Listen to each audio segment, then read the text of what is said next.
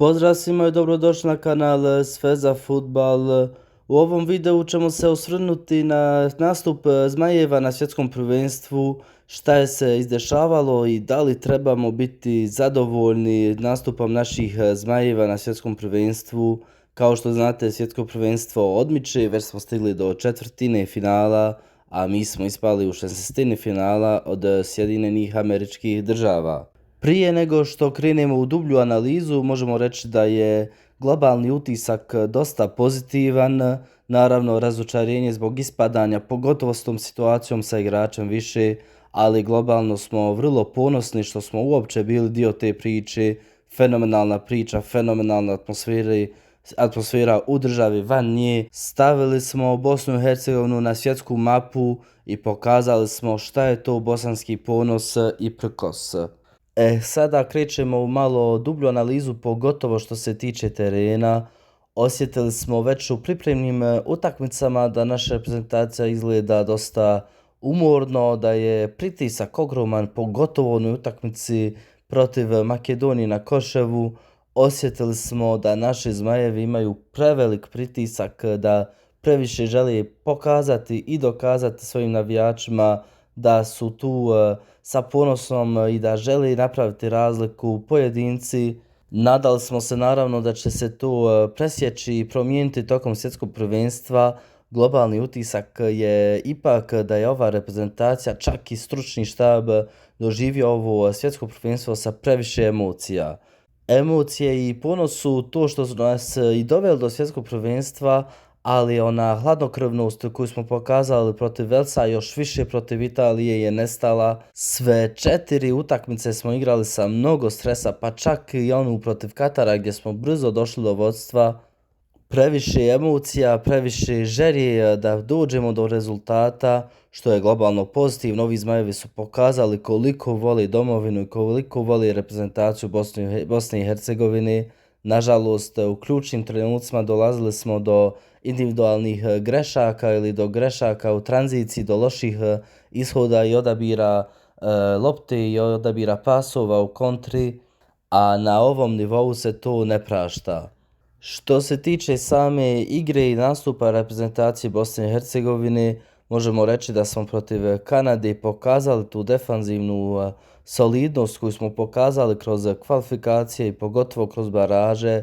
Nažalost, opet smo pružili dosta toga Kanađanima, a mi u ofanzivi nismo iskoristili ono što smo imali. Došli smo do gola preko kornera, ali nakon toga imali smo par situacija u kontrama, a nismo ih iskoristili. Također možemo smatrati da iako smo dosta bili dobro defanzivno, dosta dobro postavljeni, pružili smo previše prostora i previše prilika za Kanađane i da su bili precizniji u napadu, sigurno bi izgubili tu utakmicu. Tako da ni po defanzivnom planu nije to bilo baš perfektno. Mnogo se tu ima stvari za prireći, ali kao što smo rekli, prvi nastup za 98% našeg stručnog štaba i naših igrača, osim Spahića, Kolašinca i Džeke, niko nije bio na svjetskom prvenstvu. Velik pritisak, velike emocije, fenomenalna podrška naših navijača kroz cijelo svjetsko prvenstvo. Sve je to uticalo na te male odluke, male sitnice i detalje koji su prelomili utakmice u jedan ili u drugi smjer.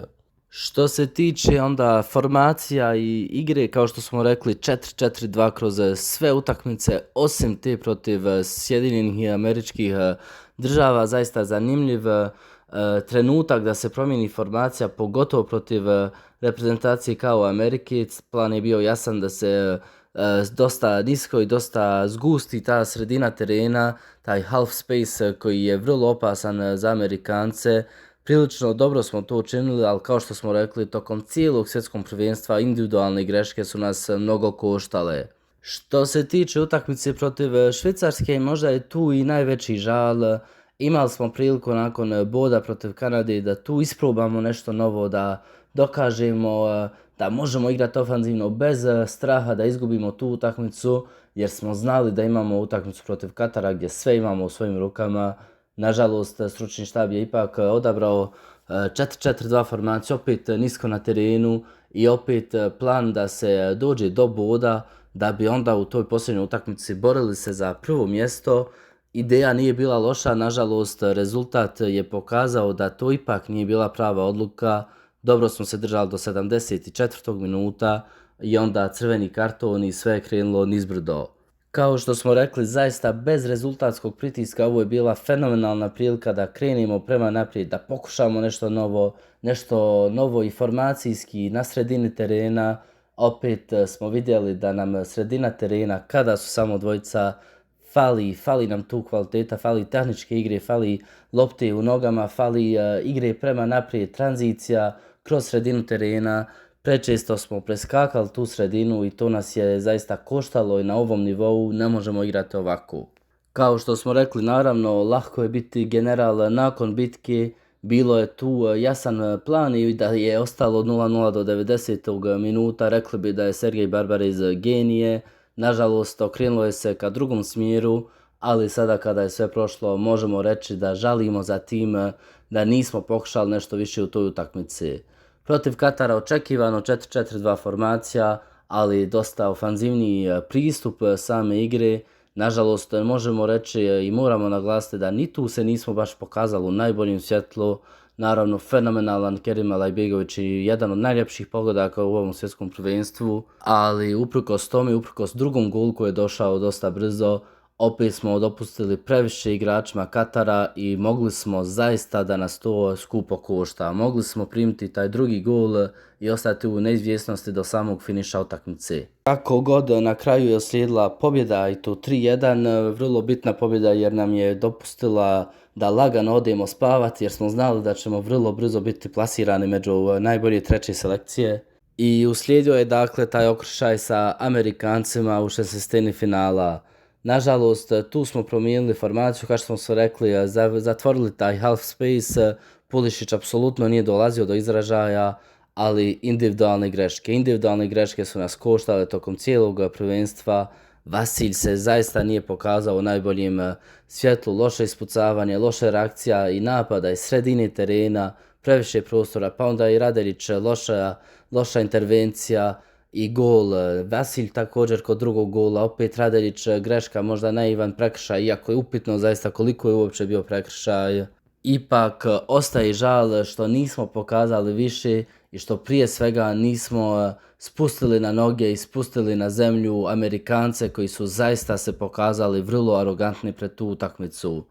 Pogotovo nakon crvenog kartona bilo je tu prostora za nešto više, apsolutno smo izgledali iscrpljeno, previše izgubljeno šta raditi sa loptom i nažalost nismo se pokazali, kao što smo rekli, u najboljem svjetlu. Znamo da naši Zmajevi mogu bolje i mogu više. Ali ipak nije sve zabaciti, kao što smo rekli, dosta toga je koštalo nas taj stres, ta želja svih Zmajeva da pokažu nešto više. Globalno možemo reći nakon ovog svjetskog da naši Zmajevi individualno se nisu baš naigrali i da su dosta loše svjetsko prvenstvo odigrali individualno. Možemo izdvojiti Mahmića koji je bio fenomenalan tokom cijelog svjetskog prvenstva.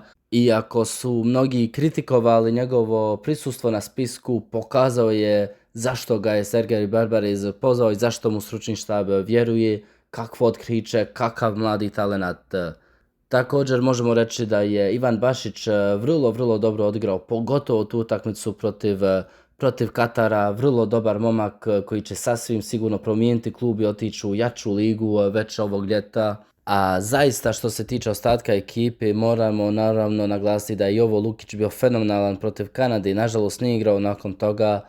Možemo reći da se ostatak ekipe nije baš pokazao u najboljem svjetlu. Najviše bih rekao da su fizički bili iscrpljeni, ali i također taj stres i ta želja da se uradi nešto više nije im pomogla u ključnim trenucima. Za kraj ne bi bilo fair da se završi ovako negativno.